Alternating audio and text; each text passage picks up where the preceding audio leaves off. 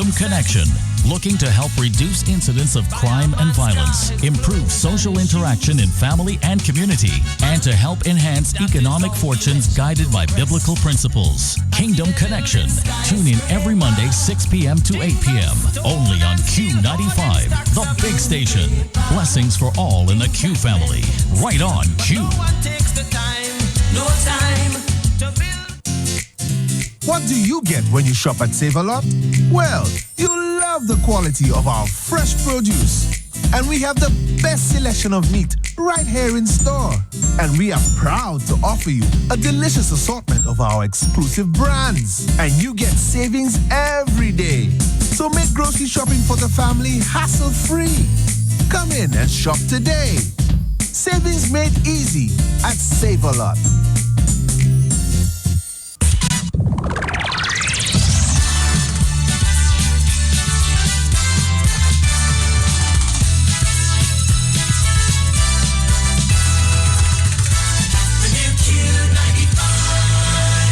Good afternoon and welcome to Q95's Lunchtime News Update for today, Thursday, June 8th, 2017. Brought to you compliments Fresh Vitamins.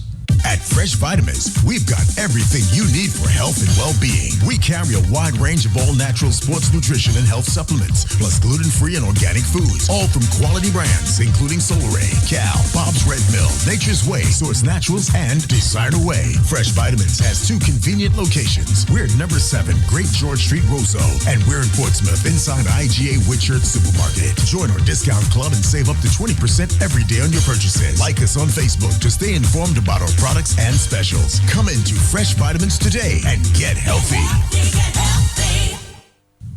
In local news, Roseau Valley MP Dr. Colin McIntyre has urged contractors to take their jobs seriously. 8 contractors were last week awarded contracts for road repair works in the Roseau Valley amounting to close to $1.5 million. Dr. McIntyre told the contractors they must deliver on time and deliver quality work in the region. Following the recent reintroduction of the Freedom to Travel to Cuba Act by a bipartisan group of U.S. senators, a similar bipartisan coalition of senators has introduced legislation, the Freedom to Export to Cuba Act of 2017, to eliminate legal barriers for Americans doing business in Cuba.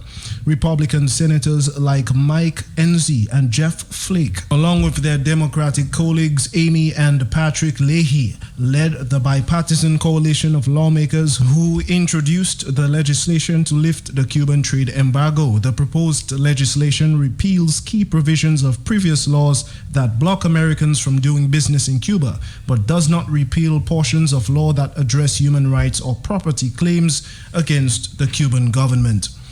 And Qatar has vowed it will not surrender its foreign policy in a row with other Arab states over its alleged connections to extremism.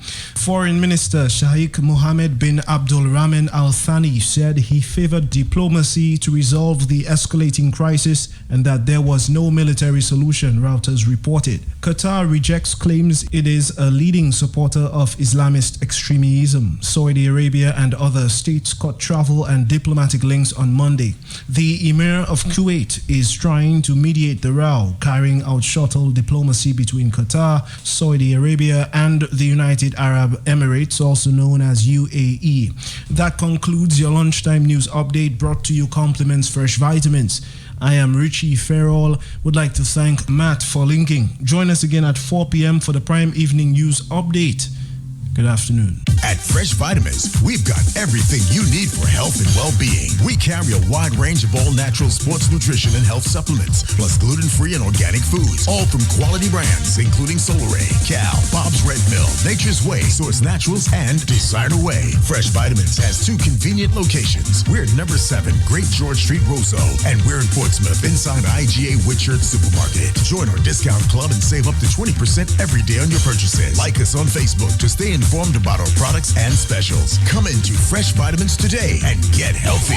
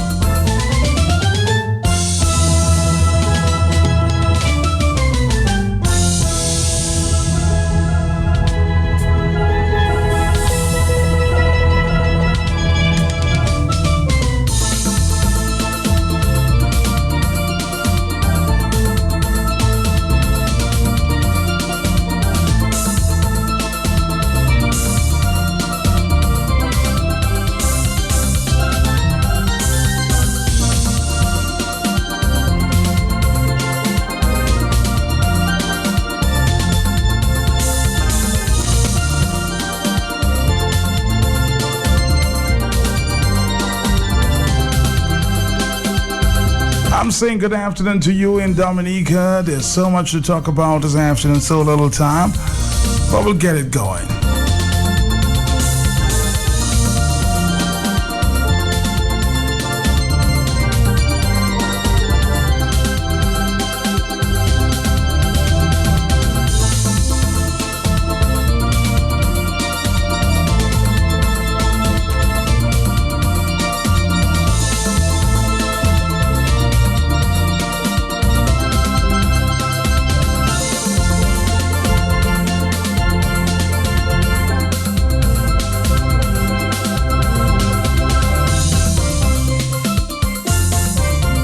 Yesterday I was having a very interesting discussion with Mr. Frederick Barron, of course, financial consultant in the region at this time, and he, of course, paying a close look to what's going down with the Dominica economy. I asked him yesterday with the influx of all the CBI money. I mean, before we were told that the economy is, crunching, if you will, and it's not looking good.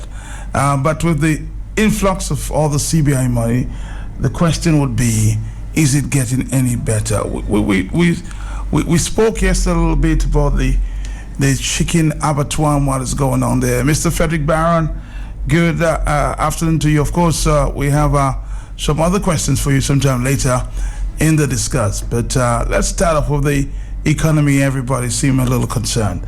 Good afternoon again, Barron. Yeah, Matt. Sorry, our line got cut off yesterday. Good afternoon to all your listeners, Matt. I skipped lunch today just to be with you. You requested that I be there, and I will not let you down.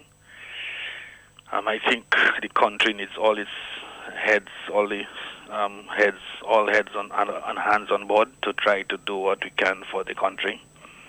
And so on. And we can take as many pot shots as we can. But at the end of the day, when the ordinary man on the street doesn't have a job to go to and has to sit on the block and expect a handout, we will never go anywhere. And that is my concern, Matt. And I think you want to ask me a specific question. I didn't hear it, but I understand that. I understand. Somebody was pointing to this morning. I wish I could play it at this time. I think we're doing some research on retrieving that. But you understand in totality. You were talking about productivity, and somebody said, is it the same Frederick Barron that had the was in charge of the water plant and his father passed it on? Matt, I will answer that in brief, but I want to spend some time in detail with you one of these mornings, where I can give the whole genesis and the whole story and the greed and corruption and the political football and the dishonesty of those involved. And Matthew, I think you have an idea what my position is with regards to this and so on. And I will put all the cards on the table because, Matt, at the end of the day... But I'm saying who best to talk to these issues but you? Yeah, I will certainly talk to the issues because, Matt, the point is, remember I was in Grenada, right? And I left a very lucrative opportunity in Grenada to come and create employment in my country, to struggle to create employment in my country. And I had 12 people employed and was just about to increase that to 24. Matt, check with the customs. Almost 1 million tempo labels were burnt, because I had been in a discussion and an agreement with Tempo to produce 5 containers of water monthly on behalf of Tempo, Matt. And I will give the full story with regards to all the greed and corruption and the fact that some people felt that they needed to take Frederick Barron down a peg or two. Matt, I'm a child of God. And what they expected to happen didn't happen because I was being advised properly. And Matt, at some point in time, some people will have a very serious shock coming to them. Because I've heard all what has been said, Matt. All of the lies and false manifestations, etc., etc. And, I had an obligation to protect my 93-year-old father while he was alive. Because I wanted him to die with his pride. He was a very successful businessman. He did very well for himself.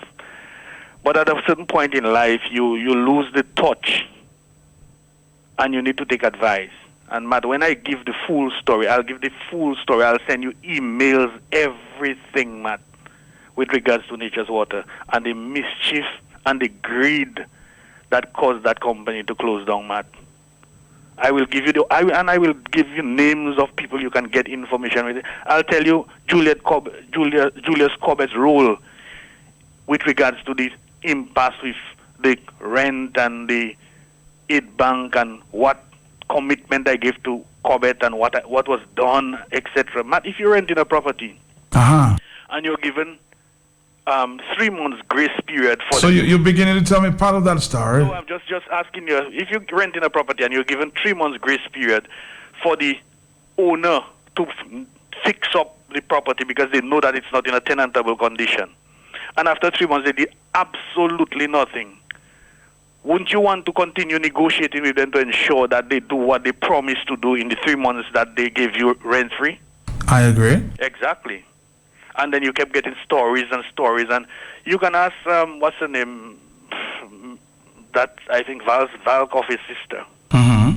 I had a mission calling her first thing on Monday morning because she was in charge of the thing at the time, and last thing on a Friday. When are you going? It almost became a joke, and nothing was done. And then when Corbett came in as manager, he said, Baron, we're going to do something. I say, as soon as you even start, you don't have to do anything else. I can give you a commitment that you'll get at least a $15,000 check deposit by way of good faith, and then you go to your board and negotiate with them what the final payment will be.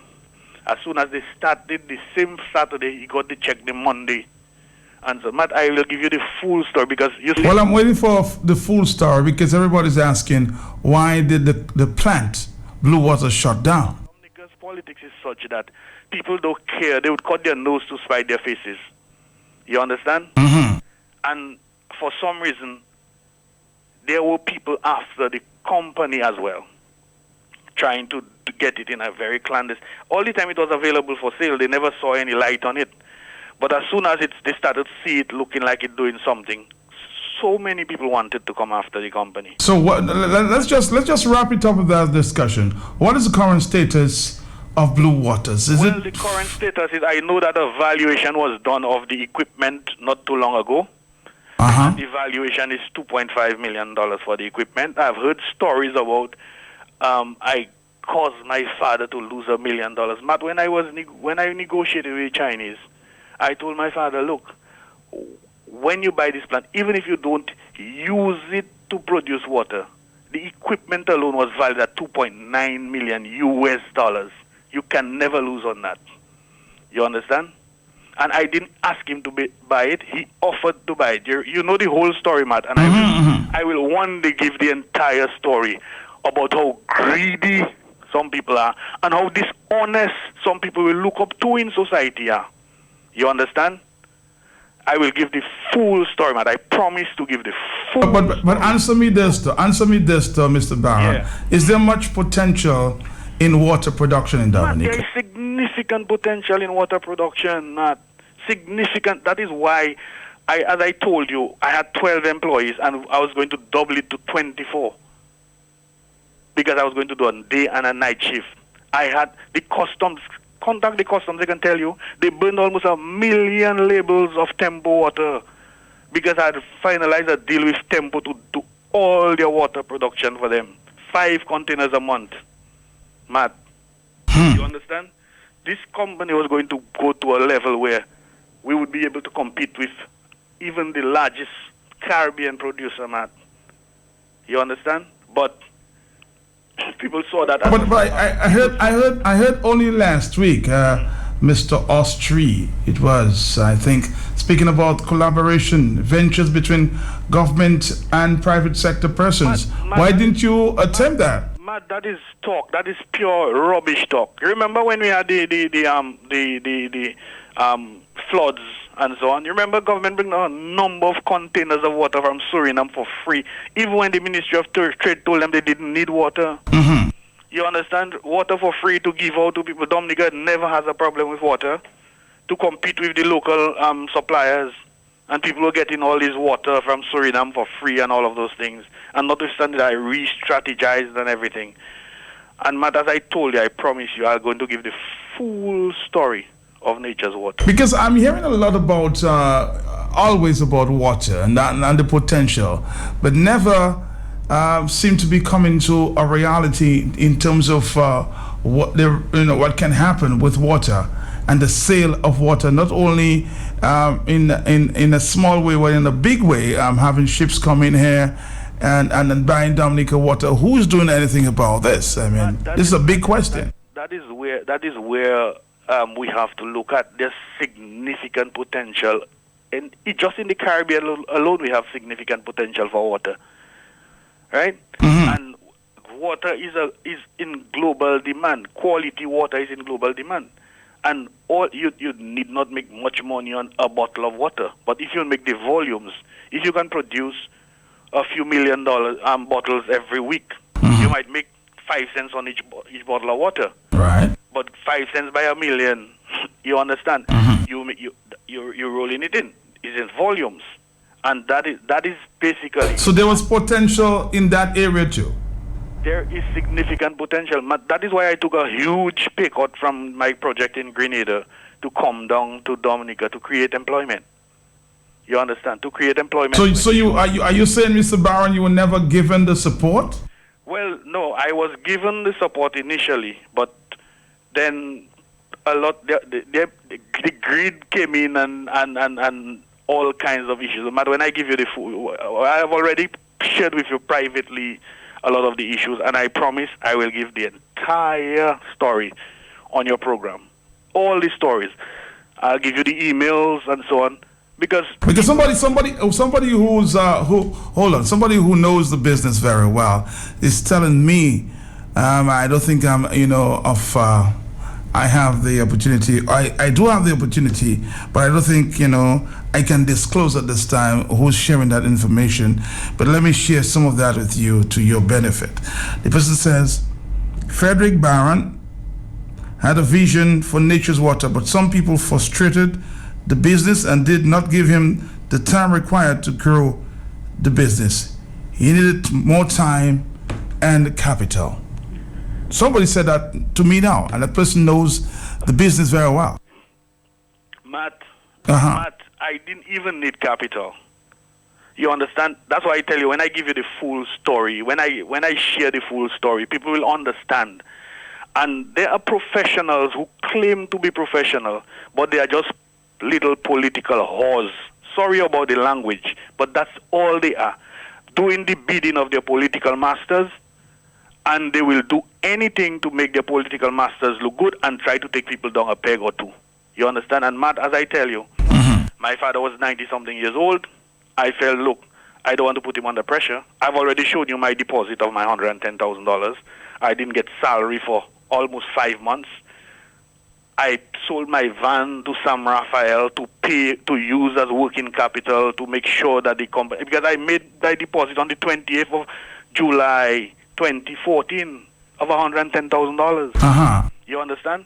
Right. And when I was ready to close, you hear all kind of stories and lies and the zang of politics all over the place spewing his usual garbage. But when I was ready to close, the Scotiabank loans manager said, but the agreement needs to be amended. So I say, why? He said, read that part with regards to the $1 million loan. It appears that you will inherit that. I said, no.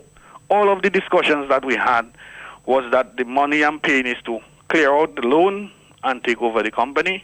He says, well, look, have the agreement amended. I sent an email seeking the amendment, and that's when all hell broke loose. Matt, I tell you, I'll give you the full story, all the details, all the emails. Matt, and the manufacturer of... But Frederick Barron, let me ask you a direct question. If government would step in with all the CBI's money floating around and make an offer to you, you know the business. You know the business. And I heard Mr. Ostrich saying they would like to work on, some projects with the private sector, and I suspect they may be willing to give monies to assist the private sector. If they came to you now, or they come to you now and decided, you know what, you know something about the business, you've been in that for a few months, and we see, this has some potential, would you be willing, sir? I'll ask the question again. Would you be willing, sir, to work with the government of Dominica on this project clearly, I mean, there's a potential given the amount of people you want to employ. I'll do anything for the advancement of my country, Matt. I will make any sacrifice for the advancement of my country. And if they're serious, I can give. So you'll be willing to sit down with the water minister, Mr. Austri, and discuss. But that is just idle talk, because that company doesn't need much to get going and to become a very serious global leader in the water business. A global, and I'm not talking regional, I'm talking global. Matt, I went to St. Martin to do a sales promotion for Nature's Water, right? Uh-huh. And the manager of what is that importer, Le Grand Marché. Mm-hmm. He told me they sell 41 different brands of water. Okay. And he only drank 2 before he started drinking a third. I tell him, what's the third one? And he took out a bottle of Nature's Water and tell me, that's the third one. He says the quality of that water is so unique, the taste and everything. And he was prepared to import significant quantities of water. All the work was done, you understand? But as I tell you, I'll give you the full story, because when you hear the political spin and the rubbish that's going out there, and and I've not responded because to me. So, Mr. Frederick Barron, because we're going on and on, you're willing to have that kind of discussion with the government of Dominica, and of course, I did indicate to you, I heard with my ears, that Mr. Austri said he's willing to work, on some venture projects there with the private sector. So you're willing at this time, it's 124, to work with the government of Dominica in making this happen. Matt, I will do anything to ensure that my country benefits. Anything. You understand? And if they're serious and they want to do it, by all means, I'll assist them. You understand? Because Dominica, I don't know if you understand the love that I have for this country, but sadly, sometimes you have to do what you have to do. Because I'll tell you this: a few years ago, Mr. Athimate, I wish he could come in and talk to me about that. There's some discussion about some water projects, and it never came to a reality.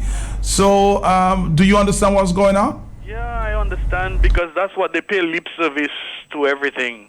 But at the end of the day, all they want is for people to come back to them to beg for favors and all of these things. So you'll not beg a favor on this one?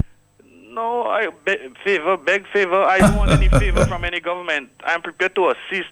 I was a freedomite under Eugenia Charles, and Eugenia Charles can tell you I never came to asking her for a favor. The UWP was in power. I never got I requested or obtained a favor.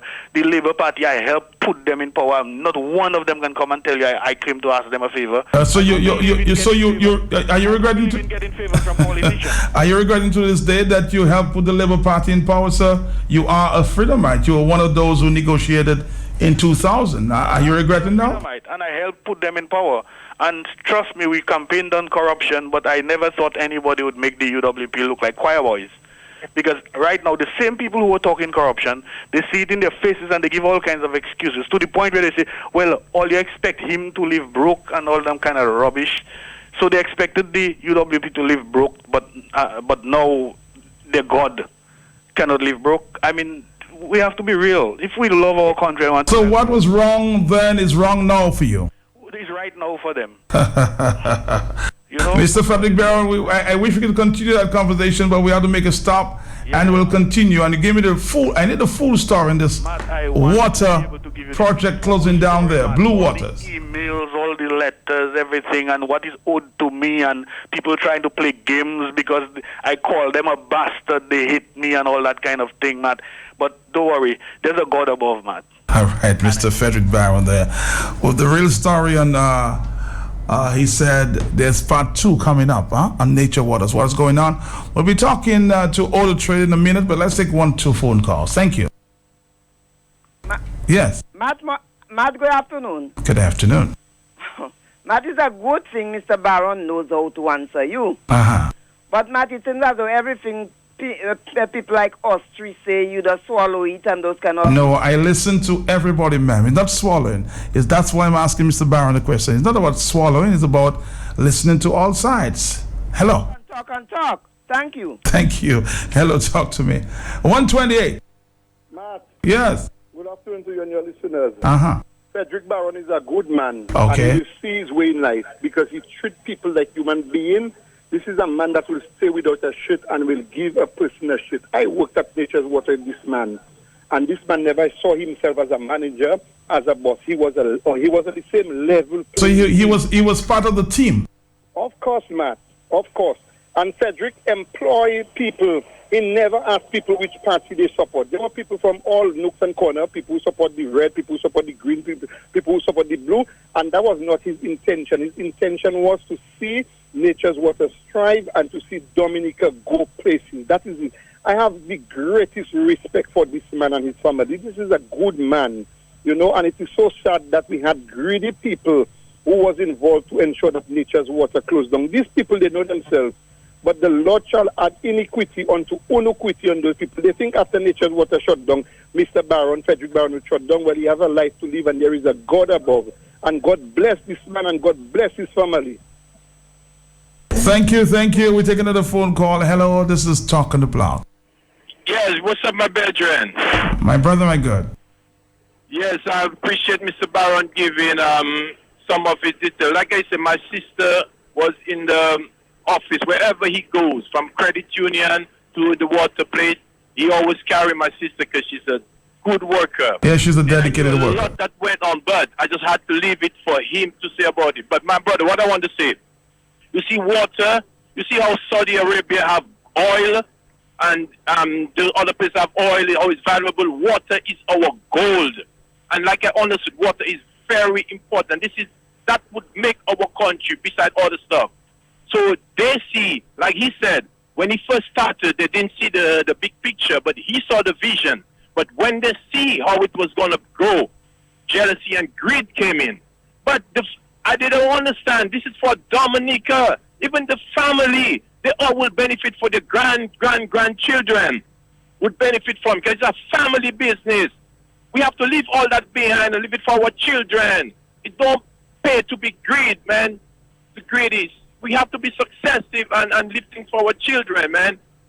So Mr. Barron gonna come and give you some more. I know this man from we were small. We all know him. He always had a straight head and always tell you what he's supposed to tell you. That's Mr. Barron, man. All right, thank you very much. I'm hoping that we get the full story sometime, and of course the full potential of Dominica water exports. And we can speak to the minister responsible. I heard him say last week he's willing to go on some, private relationship with the private sector. Hello.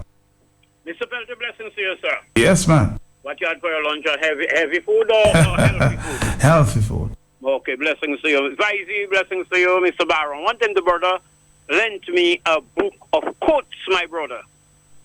And I read the book of quotes, and I noted I took down a lot of them. I listed them in a little book before I brought it back for him. Mm-hmm. I know he's a brother of a profound quality, Matt.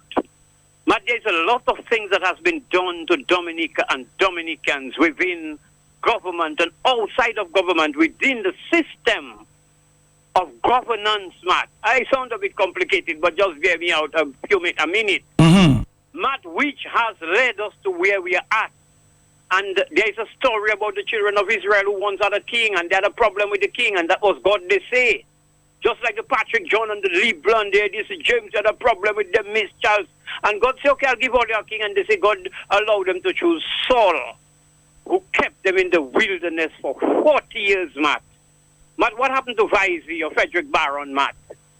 And the brother tell you, he'll give you the details. I can just imagine, because that is what it is. If you're not ready, you're better off dead, Matt.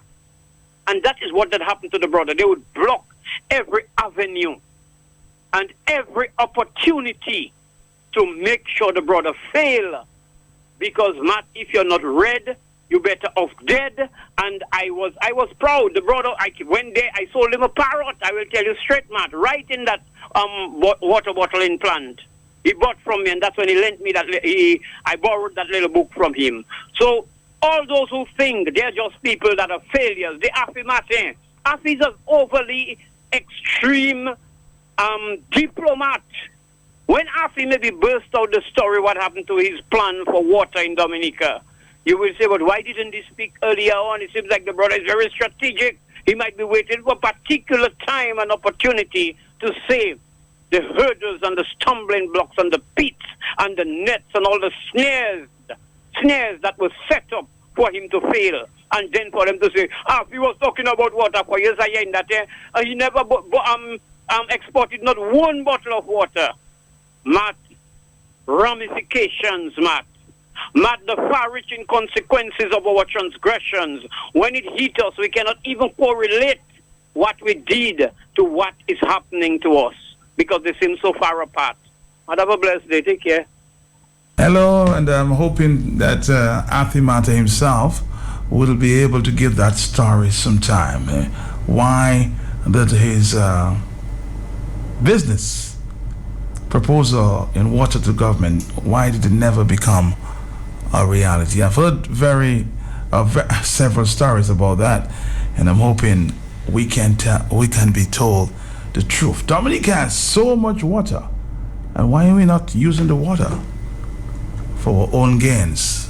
Maybe we'll talk about that, but let's take a phone call, and I'll be talking to my friend at Old Trade in a minute. There, something big is happening on Saturday. Hello. Yes, Matt. Good afternoon, Matt. Good afternoon. Good afternoon to your listeners. Good afternoon, sir. Matt, I can give you stories about this water business in Dominica, Matt. But first of all, let me tell you something.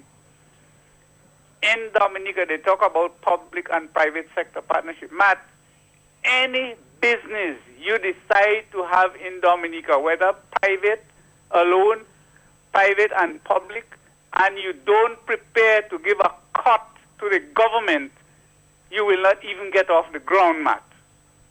Having said that, Matt, I have evidence to support what I just said.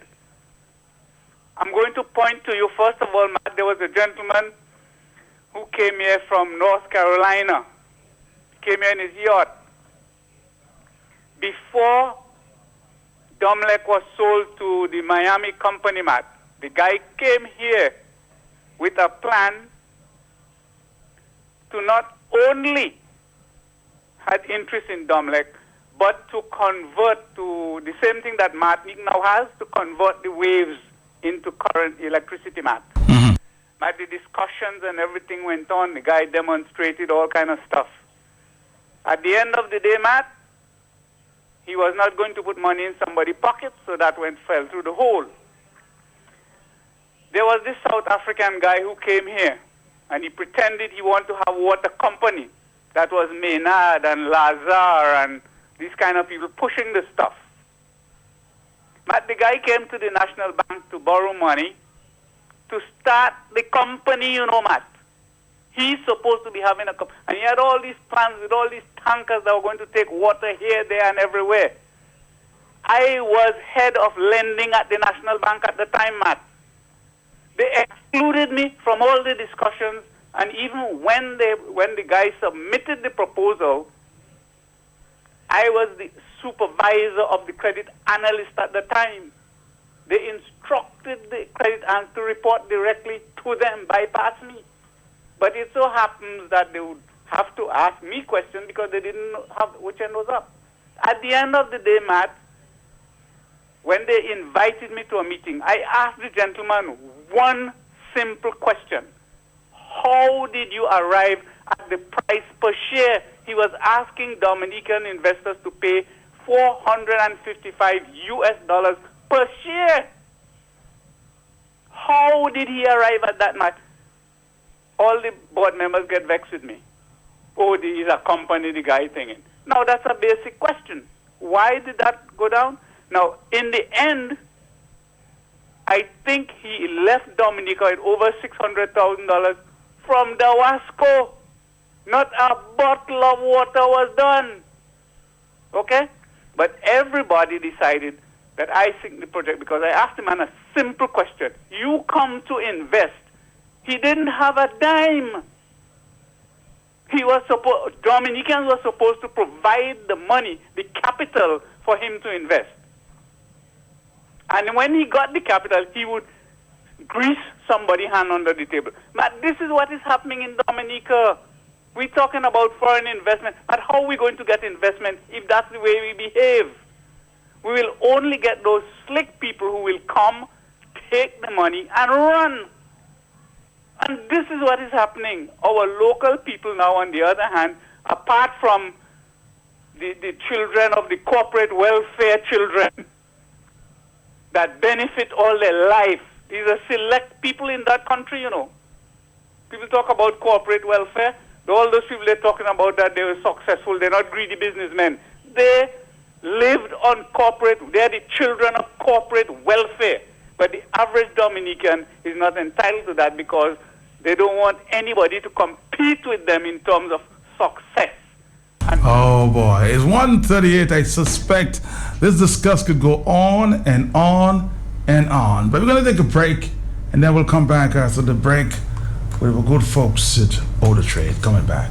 And then later in the hour, we've been told Dominica owes OECS Court some $8 million. You hearing that?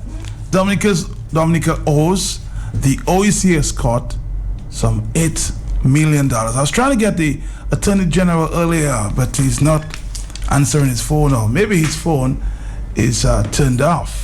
I don't know what's going on. But Mr. AG, you need to answer this question. When we come back, we'll talk to Order Trade. And later down in the hour, we'll talk about this, the OECS Court. Coming back in a minute. Q95, the big station, governance and the economy. Tuesday nights, 6 p.m. to 8 p.m. Promoting good governance and innovative entrepreneurship for growth. Let's face it, too many reports, proposals, policies, and strategies for social and economic growth gathering dust on shelves. Institutions eroded, compromised, and broken. Recommendations ignored while poverty persists among ordinary people. Governance and the economy on Q95, the big station. Breaking through the barriers of uncertainty and despair, revealing truths and revisiting basic tenets of good governance and progressive economics. Bold new ideas and initiatives for real sustainable growth for ordinary people. Rebuilding institutions and getting them back on track. Governance and the economy on Q95, the big station. Fully engaged Dominican entrepreneurs and experts at home and abroad. Let all ideas and voices contend. Stop putting square pegs in round holes. Stop recycling unfulfilled political utterances. Empowering people to convert sound policies into tangible actions. Speaking to growth from the bottom up in the big global picture. Governance and the economy on Q95, the big station. Embracing fresh ideas and new mindsets for tangible, results-oriented progress and growth for all. Governance and the economy. Everyone welcome. Join the conversation. Call us at 767-449-3095, 9697, or 767-616-4257. From overseas, call 305-432-9624. Governance and the economy. Tuesday nights, 6 p.m. to 8 p.m. Only on Q95, the big station. Right on Q.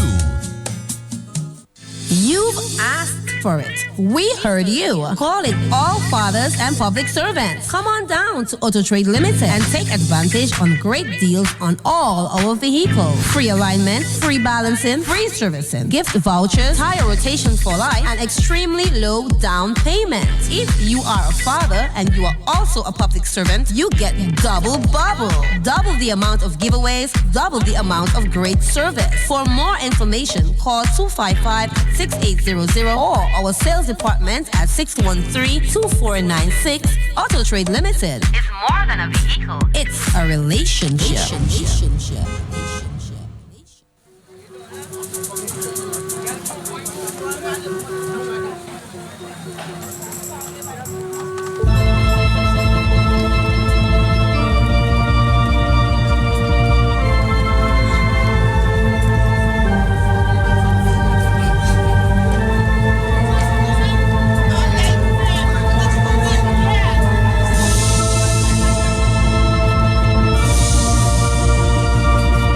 Let's do that again, then we'll come back. Big sale at Auto Trade. We'll take a few minutes and we'll come back to talk. You've asked for it. We heard you. Call it all fathers and public servants. Come on down to Auto Trade Limited and take advantage on great deals on all our vehicles. Free alignment, free balancing, free servicing, gift vouchers, tire rotation for life, and extremely low down payment. If you are a father and you are also a public servant, you get double bubble. Double the amount of giveaways, double the amount of great service. For more information, call 255-6800 or our sales department at 613-2496. Auto Trade Limited. It's more than a vehicle. It's a relationship. All right, 1:43 in the afternoon. We take a stop to talk to our good friends at Auto Trade. Of course, good afternoon to you. The lady behind the voice. How are you? On that ad there. Tell them who you are. Hi, Dominica. My name is Lauren Henderson, and I am here to represent Auto Trade Limited. Okay. You speak Creole too? No, Kokoi. Okay, Kokoi. All right. Mm-hmm. Can you say good afternoon to me in Kokoi? I can. All right, try it. Tell us good afternoon in Kokoi. Marigada, who are we? For all of us. Matt, I don't think there's quite a way to say good afternoon in Kokoi, but I will speak some Kokoi for you in between. Okay. So you know. Well, what's going on Saturday? What is all this excitement about? Well, Matt, we had it last year, and Dominicans asked for it. They came asking, when are you going to repeat that hot dog sign and drive event?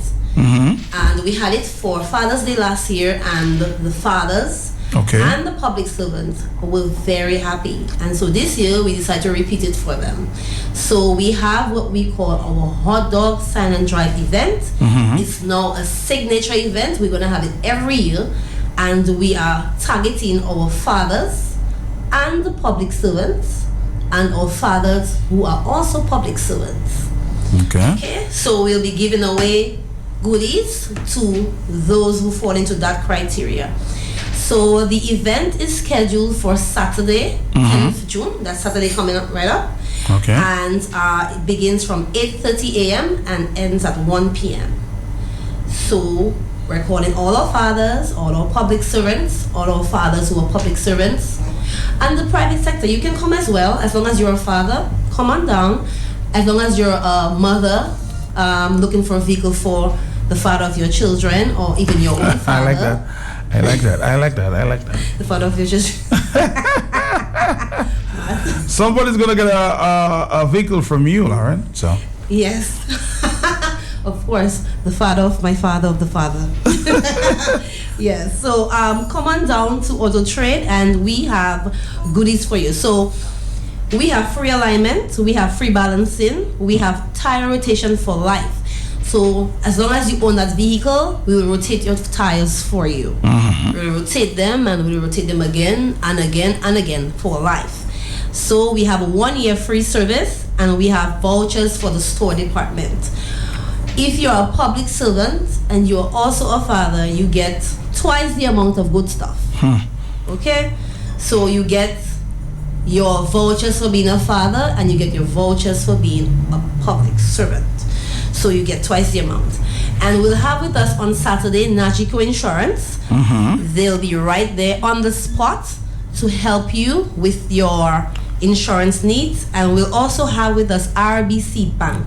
And they'll be giving a special rate. Those special rates only on that day. So there's a special rate reserved by RBC for that promotion. I'll tell you what, when we come back, I will be asking her, I'm telling you, what vehicles will be on sale on Saturday. When we come back after this break.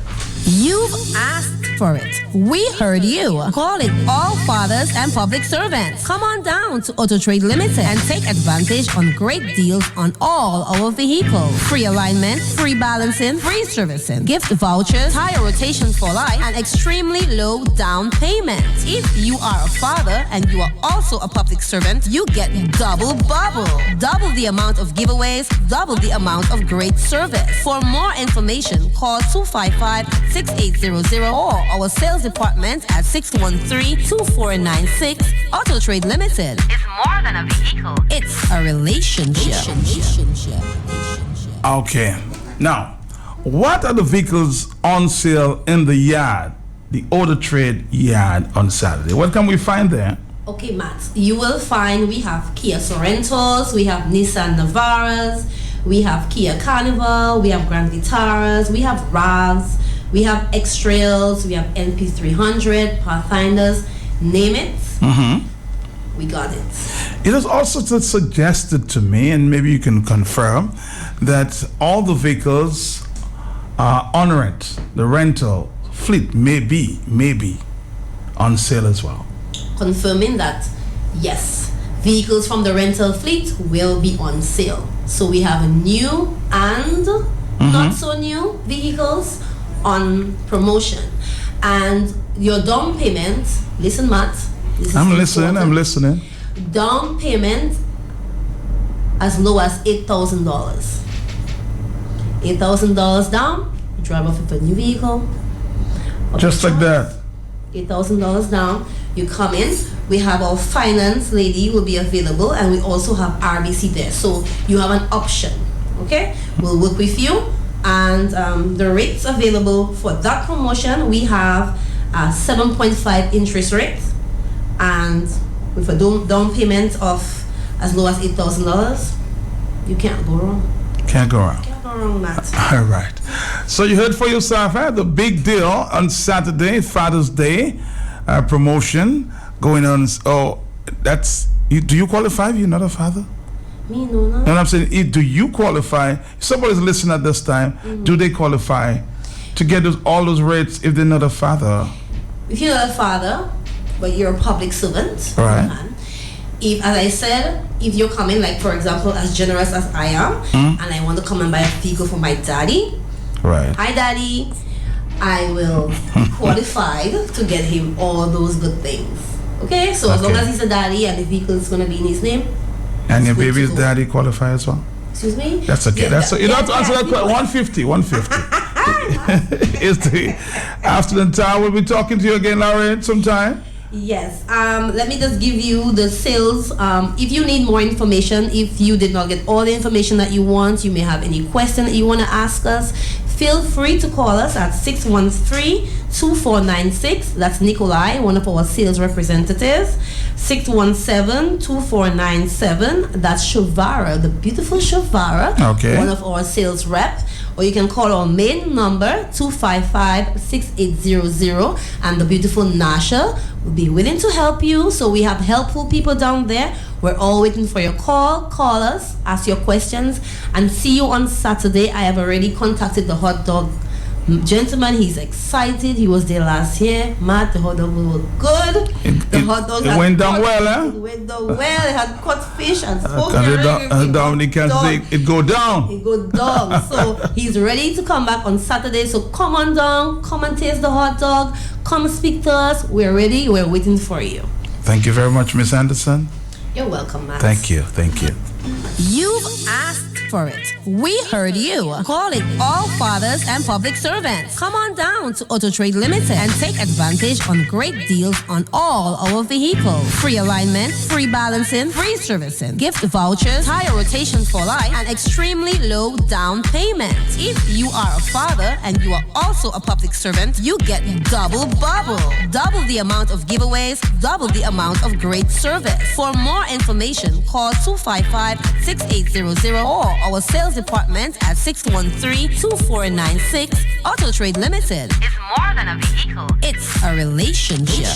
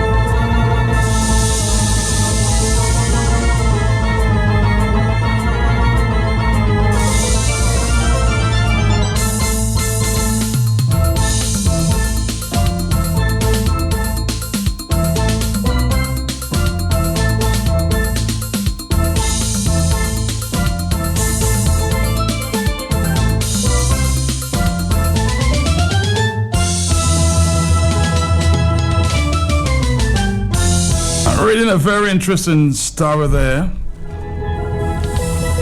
As a matter of fact, it was brought to my attention by one of the callers this morning. I chose to go investigate and find out for myself. Dominica owes OECS Court $8 million. That's on the Sun newspaper, this week's edition, June 5th edition of the Sun newspaper. That's a lot of money. I chose a few minutes ago to try to get in touch. I don't know if he changed his number. Called the AG on that one, but could not make contact. Carla John Baptist is also following that story. Carla John Baptist, interesting read. Matt, good afternoon to you. Good afternoon to your many listeners. Just before we deal with that, I just wanted to inform you and your listeners that you would have remembered or you would have heard some time ago that the late family of Noran John Hope, his mother, have filed a civil action lawsuit against the Dominica Football Association. Yes. Right. That matter was in court, and that matter was heard today, and that matter was dismissed by a master of the High Court. And I just want to tell DNO, just to make that change, it's not Justice Stevenson, it's a master of the High Court who dismissed that. So the Dominica Football Association won that matter. That matter, the lawyer was Gina Dyer Monroe, who did a lot of work on that matter, and on the other side was Mr. David Bruni. So the master of the High Court matter dismissed that matter, and so the Dominica Football Association was victorious in that matter, and that decision came out this morning. Well, we want to say congratulations to the Dominica Football Association, and we'll just follow up that matter and see what happens. Is there any attempt, Carlisle, to appeal? I do not know. I have not spoken to Mr. David Bruni on that matter yet, so I will not know if what would be the latest position as it relates to that. I will surely attempt to speak with him and to find out what is the latest position as it relates to that. But well, I would think that there would be an option for them to appeal that matter. Yeah, I would think that. All right, Carlton Brothers will be following that one very, very closely. So the mother of the deceased lost that case in court against the Dominica Football Association. That is big news and very interesting news. Carlton Baptist, we're looking at this one.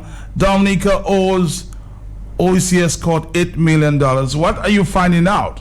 Well, Matt, even before you go there, also on the Sun's back page, I want us to just quickly touch on that Mr. Matthew Walter was appointed ambassador to Cuba.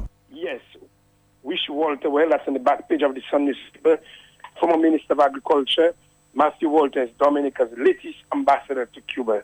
He replaced Dr. Corbett some time ago, Dr. Charles Corbett. Mr. Walter was scheduled to leave Ireland anytime within between this week. I'm not sure if he would have left already. So he is the resident ambassador in Cuba? Yes, that is very correct. And now coming to our main story on the front page, it says Dominica owes OECS Court $8 million. That's on the front page. You would have known also at some time ago, I think sometime last year, the Sun would have reported on a story where economic fees were a number of that, the amount was owed by the Dominica government, and students were suffering. At UWI, yes. That is correct. Well, it says there of the 9 member countries that of the Organization of Eastern Caribbean States Supreme Court, none owes the court as much in dues as the nearly $8 million that Dominica does. Figures obtained by the Sun reveal that the Roosevelt-Skerritt administration was indebted to the court to the tune of $7,522,576, and that is as at January 2017. $131,588 more than the $7,391,018 it owed in December 2016. So that amount is climbing. that amount is climbing and climbing. And the story goes on to say that it was not immediately clear when was the last time Dominica even paid its dues. And a message left on Attorney General Levi Peters' voicemail was not returned up to press time.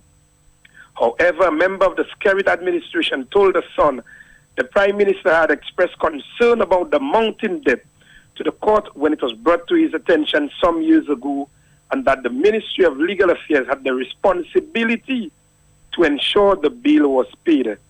Dominica's arrears contribute to a whopping $27,419,292 owed to the court by its members, with Antigua owing $6,731,661 and St. Vincent and the Grenadines, not far behind, owing $6,711,546, with the exception of Grenada, which owes $3,983,100. No other country owes the court more than $610,842, with St. Lucia's debt stands at $579,514. But this is not the first time. We've been hearing that over and over and over. And the Chief Justice, some time ago in an address, did mention that, he spoke about that and was asking member states of the OECS to come up and pay their dues. But that is not forthcoming. And $8 million owed to the court, Matt. It's a huge sum. It's a huge. Bakala, I don't know if you got a chance to talk to the Attorney General, because his ministry, I imagine, would be the one responsible for paying, with the government of Dominica, the dues. So what is he going to say? Well, when I followed up the other story that the Sun had, that we followed up on when we had the economic dues, when I spoke to the Attorney General, when I gave him the precise figures, I remembered clearly, said to me that I need to follow up on foreign affairs. That is not from his office who is responsible for paying that. So, and he also referred me to finance, if I remember clearly. So something is not right. It may be that the Attorney General may not be aware, and I'm not saying he is aware or he's not aware, but he did not return messages from the Sun. I guess this is an opportunity for him to follow up on that and do the necessary, because as it relates to that amount, $8 million, almost $8 million, plus the economic dues. Remember, we have students who need their grades from the law school in Barbados, and the law school withheld their grades some time ago because of the amount of money owed by Dominica. It's a pity the court cannot withhold judgment on that.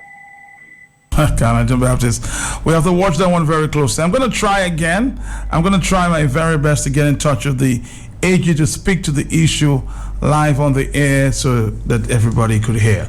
But we'll keep trying. 2:01 in the afternoon. That's a big bill. The $8 million owed to the OCS court. John Baptist, thank you very much. We'll come back. We'll come back right after this.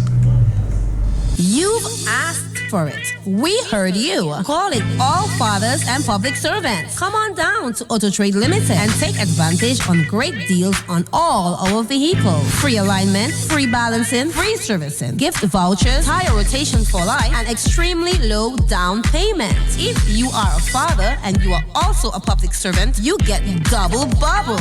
Double the amount of giveaways, double the amount of great service. For more information, call 255-6800 or our sales department at 613-2496. Auto Trade Limited. It's more than a vehicle. It's a relationship.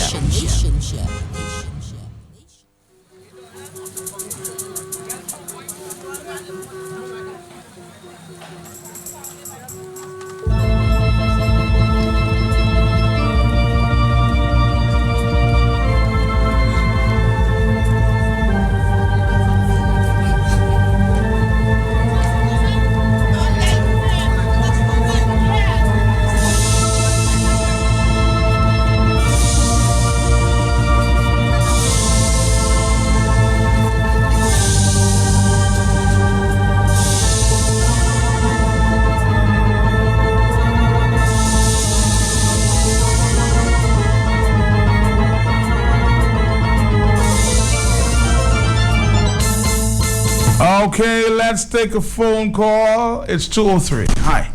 Yeah, Matt, how much you say we owing? 8 million. Matt, that is a joke, Matt. We have hundreds of millions of... We don't even know where to put money, Matt. We want to put money in Russia right now. We want to hide some money in Russia. We have so much money, Matt. What is $8 million, Matt, for Dominica right now? Well, I'm going to try, as I said, to talk to the AG. Given the number I was given for him, I will try. Hello, talk to me. Mr. Pelter Blessing. Yes, sir. Matt, what these guys have cleverly done and is doing in a very diabolic way, or sinister way, Matt, is projection, dissipation, and guess what? Amnesia kicks in, Matt. They throw figures up in the air, several figures up in the air, and the people are anticipating, yes, man, things are great. Yes, Frederick Barron, he's versed in economics, Matt. Finance, yes.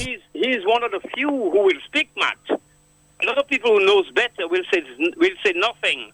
But don't worry them, in a very covert way, undercover, Matt, they're taking their investments elsewhere or reducing on the amount of investments they're making in Dominica. So they come 5 million, 6 million, 10 million, 18 million. And what they're doing, a lot of these contractors, Matt, they are giving them what they call the on-the-table deal. They're giving them a 10 million on top of the table, but the program or the project is 5 million. So 5 million coming back to them, a bunch of kleptomanias we have there, you know, Matt. A bunch of thieves. So all that money you're hearing about, Matt, that is like smoke and mirrors, Matt. They're deceiving the people. They're misleading the people. Matt Carlyle just spoke about it, and I know you can follow that, when the students were not graduated because, and there was one person they say based on who her father was, Matt.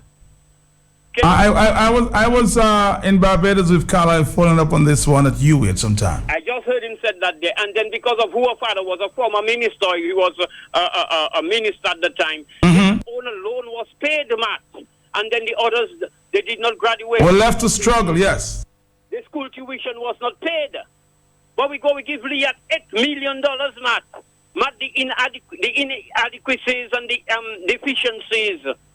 Matt, it never stopped. No, Liat is on strike, Matt. Liat is on strike at $8 million. Did Liat really receive the $8 million? That's how dangerous these guys are, Matt. So right now you're here in the Caribbean court. $8 million, Matt. Matt, we have hundreds of millions. Matt, Frederick Barron needs to be listened to. Is it true that we have all that money at our disposal, Matt?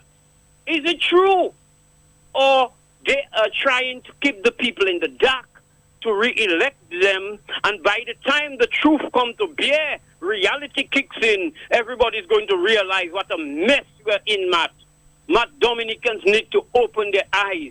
Dominicans are too stubborn. We are concretized, or we are in a frozen state in our convictions, red and blue and green, my party. Not about my country. We do not listen to news. I don't listen to Kyrie. I don't listen to DBS. I don't listen to CUNA. I don't read the newspapers. But guess what? I have a conviction. I have a preference. I'm going to vote Labour. I'm going to vote workers. I don't know what the hell is happening in the country, but I have my preferences, and I'm going to based on my prejudice and my preference. And Matt, we are a sick people, Matt. Thank you. Program and not necessarily those of WISE-Q 95 FM radio. WISE-Q 95 FM radio has not been able to independently verify the factual correctness of the allegations and statements made during this program and cannot vouch for their accuracy. Therefore, WISE-Q 95 FM radio will not accept any responsibility or liability for the statements or allegations made in the course of this program. It's 2:07. We're taking more phone calls. Hello, talk to me. Mr. Athimata was scheduled to stop by, talk to us about this Russian connection. He has some interesting observations. Hello, talk to me. Yes, Matt, good afternoon. Uh-huh. Matt, how are you doing? I'm okay. Looking at the other walls in the studio. All right, and I heard Kalai speaking a while ago. He seems to be sounding fine. Yes. And blessings. And I heard you all talking about the government owing $8 million to the yes. Scott, Matt. Mm-hmm. I have close sources, Matt. It's not true. $8 they owe it. $8? No, that's not true. That's a perfect lie. Of course, untruth, because I'm reading this straight from the Sun newspaper, and it's a source I can trust. Hello, talk to me. 4493095.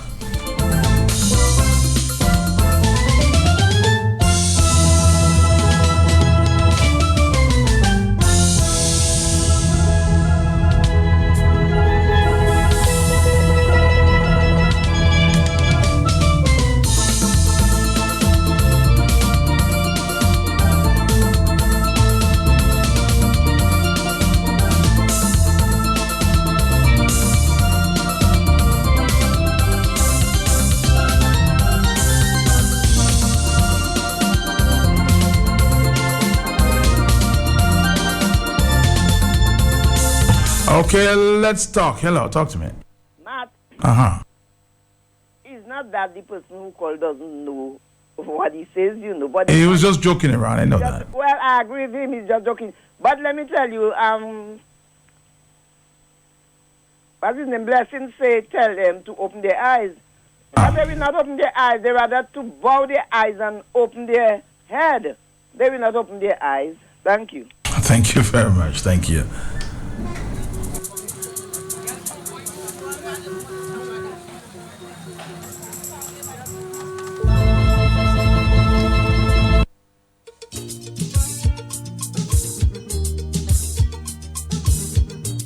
Lovely cricket comes to the West Indies again. The fast rising, upcoming Afghanistan cricketing team is touring the Caribbean, followed by Virat Kohli and the Indian cricketing giants like MS Dhoni and Ishan Sharma. The Afghans and Indians are coming. Cricketing fans, get ready. Join Mapping 2K4 on Channel 13 for live coverage. June 2nd to July 9th with Afghanistan and India. Cricket, lovely cricket, again. It's the Courts Home Event. Shop today and complete your kitchen, your dining room, and your entertainment room.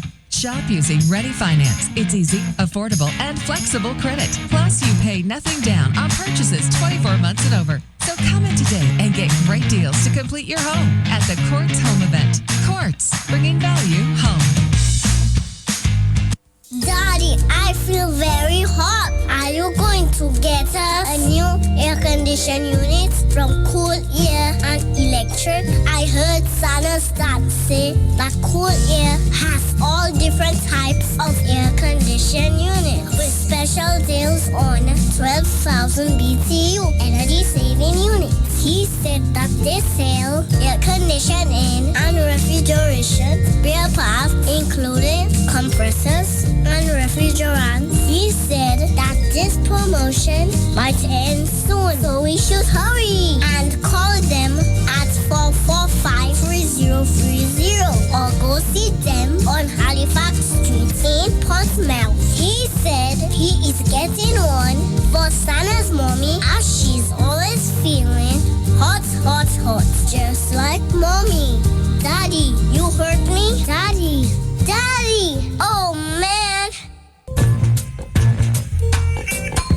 As we, the people, stand for freedom and democracy, as the struggle continues against bribery, cheating, and stealing elections. Pep un pouvoir. A people power meeting. Pep un pouvoir. Parce pouvoir là un pep plus grand qui pep qui a pouvoir. Jeudi, 7h10 Lago en Roseau. A people power meeting. This Thursday, 7:30, Lago, Roseau Central. Don't miss it. Pas mentir ça.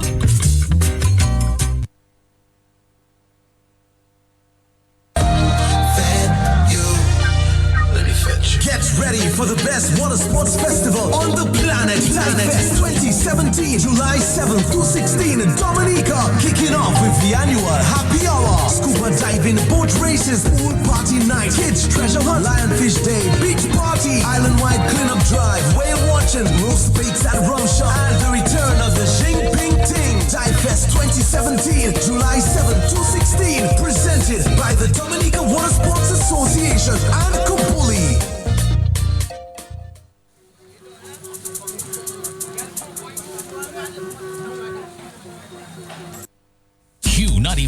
The Big Station, Governance and the Economy. Tuesday nights, 6 p.m. to 8 p.m. Promoting good governance and innovative entrepreneurship for growth. Let's face it, too many reports, proposals, policies, and strategies for social and economic growth gathering dust on shelves. Institutions eroded, compromised, and broken. Recommendations ignored while poverty persists among ordinary people.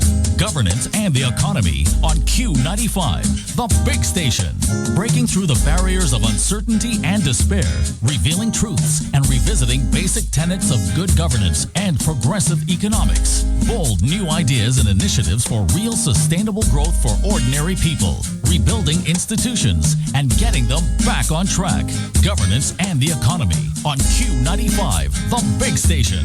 Fully engaged Dominican entrepreneurs and experts at home and abroad. Let all ideas and voices contend. Stop putting square pegs in round holes. Stop recycling unfulfilled political utterances. Empowering people to convert sound policies into tangible actions. Speaking to growth from the bottom up in the big global picture. Governance and the Economy on Q95, The Big Station. Embracing fresh ideas and new mindsets for tangible, results-oriented progress and growth for all. Governance and the Economy. Everyone welcome. Join the conversation. Call us at 767-449-3095, 9697, or 767-616-4257. From overseas, call 305-432-9624. Governance and the Economy. Tuesday nights, 6 p.m. to 8 p.m. Only on Q95. The Big Station. Right on Q. You've asked for it. We heard you. Calling all fathers and public servants. Come on down to Auto Trade Limited and take advantage on great deals on all our vehicles. Free alignment, free balancing, free servicing, gift vouchers, tire rotation for life, and extremely low down payment. If you are a father and you are also a public servant, you get double bubble. Double the amount of giveaways, double the amount of great service. For more information, call 255-6800 or our sales department at 613-2496. Auto Trade Limited. It's more than a vehicle. It's a relationship. The views expressed during this program are not necessarily those of WISE-Q95 FM Radio. WISE-Q95 FM Radio has not been able to independently verify the factual correctness of the allegations and statements made during this program and cannot vouch for their accuracy. Therefore, WISE-Q95 FM Radio will not accept any responsibility or liability for the statements or allegations made in the course of this program. Okay, before we stop by, Mr. Ronald Charles is talking to us about some cycling event coming up in the next few days. We're going to take a few more phone calls, okay? Hello, talk to me. Matt. Yes, talk to me. Oh, the serious now about that $8 million. It's right there at the front page of the Sun newspaper, plastered on the 5th of June, yes. Matt, the amount of for the past month, for 5 weeks. Millions you heard about. The amount of millions I hear dancing belly, quadrille, zouk, flirtation, and you telling me OECS appeal court not paid? But there is a movie, man, Matt. That is like a mother not buying her children books, not feeding her children and give them snack to go to school, and she in happy hour every Friday and in all dance block or Ramadan that is equal to that, Matt. I can understand. Priorities, huh? As I can understand that, that's a movie, call a movie company. Thank you very much. Hello, talk to me. Matt, good afternoon. Yes. Matt, is the CCJ included in that, Matt? No, the OECS court. The CCJ is the highest court. So you mean we still owe the CCJ? Well, I don't know. I can't confirm. I can't tell you. You're speaking to things I don't know about. You let us know, Matt. I'll let you know. I'll find out if we are owing the CCJ as well. Hello, talk to me. Yes, hi, Matt. Good afternoon. Matt, one word. Mismanagement of funds. How can Scarrett say that he was concerned, or according to the Sun, okay? Scarrett expressed concern about the mountain debt, yet he did not take any action. If he cannot be trusted with the small masses, how do we expect him to even run the country? Right now, Skerrit needs to tender his resignation as Minister of Finance. Never mind even him stepping down. Okay, he's in a lousy job right now.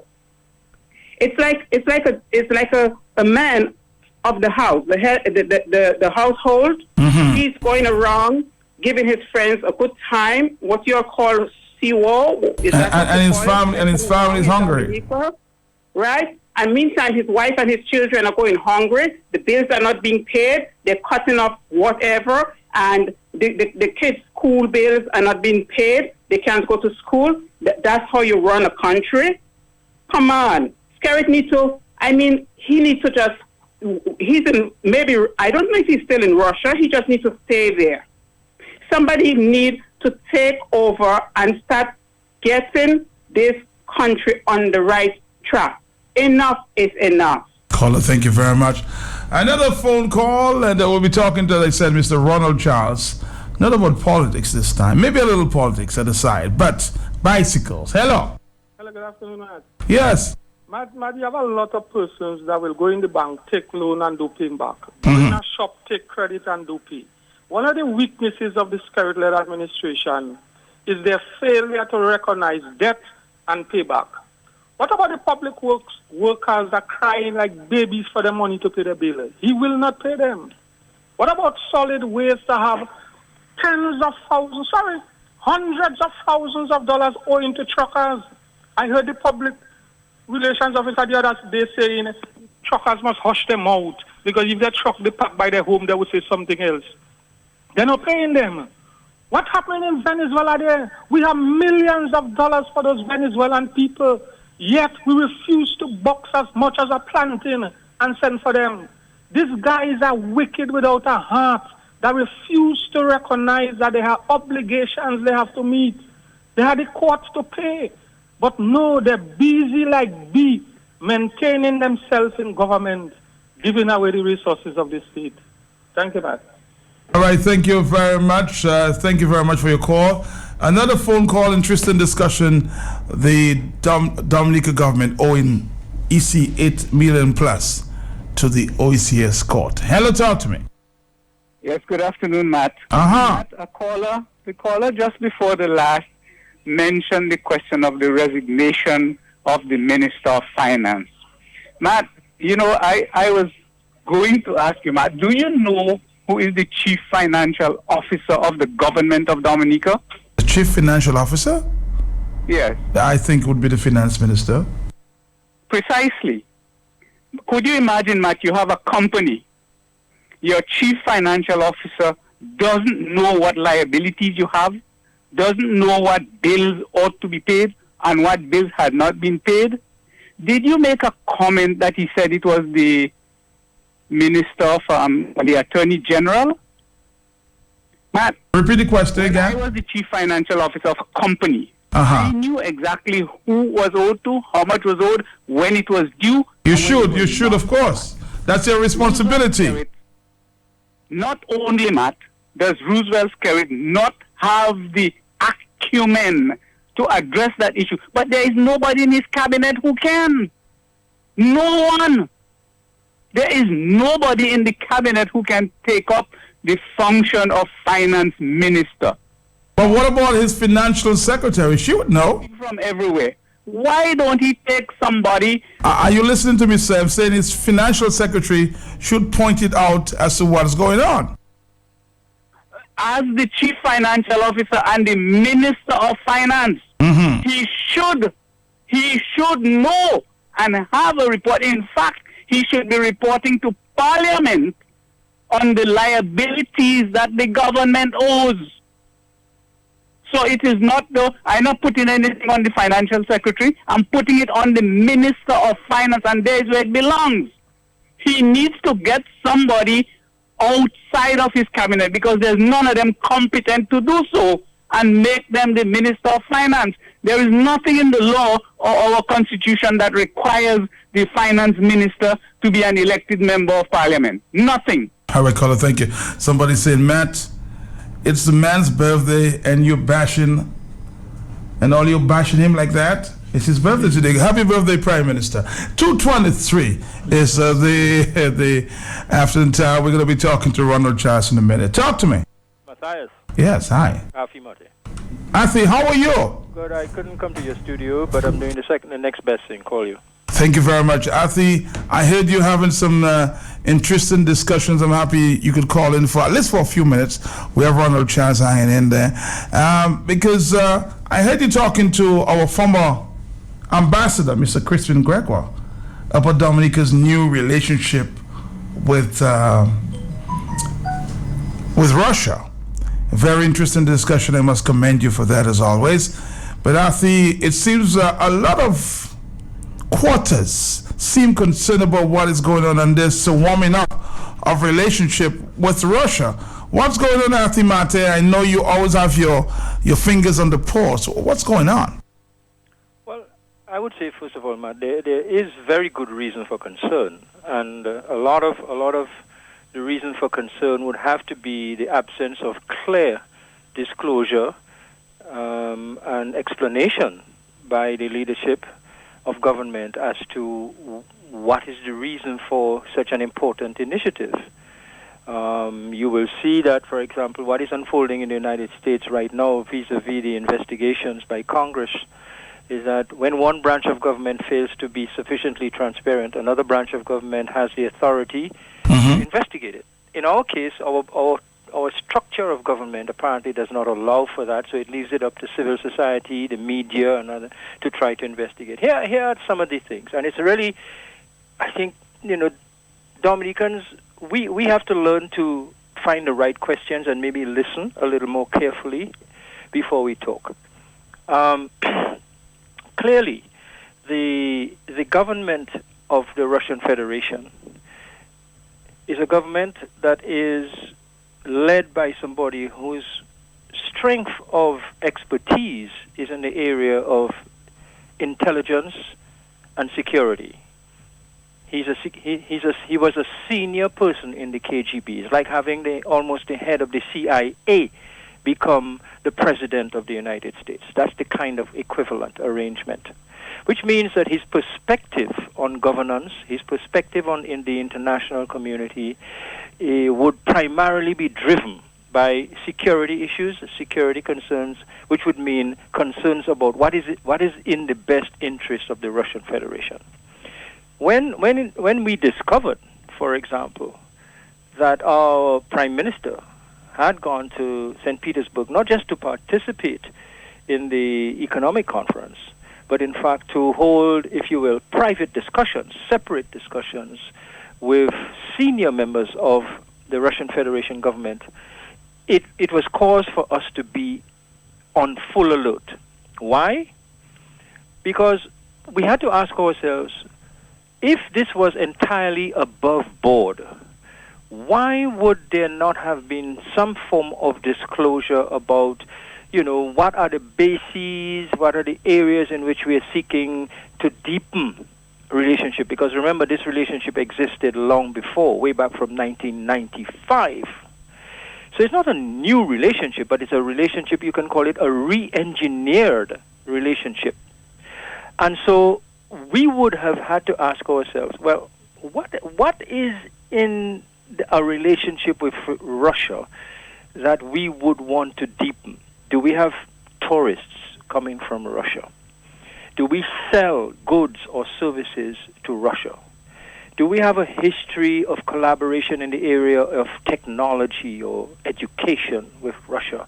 In other words, what would be the existing arrangements that would either require tweaking, re-engineering, adjusting, or what are the new areas in which we would be seeking collaboration? Those kinds of questions would lead us to say, well, if none of these are operative, what then is the operating concern? Well, there's a story which broke in the U.S. which has direct relevance to what I'm about to say. You would have read the story about when Donald Trump, in his private capacity as Citizen Trump, was bankrupt. The people who bailed him out from his bankruptcy are the oligarchs of Russia. That is the new rich people in Russia. Guys who are the friends of Mr. Putin, and who, like Mr. Putin, many of them were KGB. But they now had an opportunity to sell a lot of the military equipment that used to belong to the Soviet Union. But when the Soviet Union broke up, Russia inherited that, so they sold a lot of those things and became billionaires. So these are the guys who bailed out Donald Trump. That is of interest to the United States, and it's of interest to us. It's of interest to the United States because in addition to bailing out Donald Trump, it turns out that Donald Trump's engineered empire now became a main mechanism for the movement of vast amounts of money between Russia and the United States. Come to Dominica now. Can we reasonably assume that we also have a financial problem? If you listen carefully to what Frederick Barron was saying to you the other morning, and if you add to that what you yourself have been accumulating as a journalist about the state of the economy, it would be fair to conclude that we now have another monocrop economy. It used to be monocrop with bananas, but now it's monocrop with CBI. So we have a single source of revenue by our government's own public admission. If not CBI, what? So that being the case, any problem affecting the CBI is going to affect the entire financial arrangement of Dominica, including the finances of government.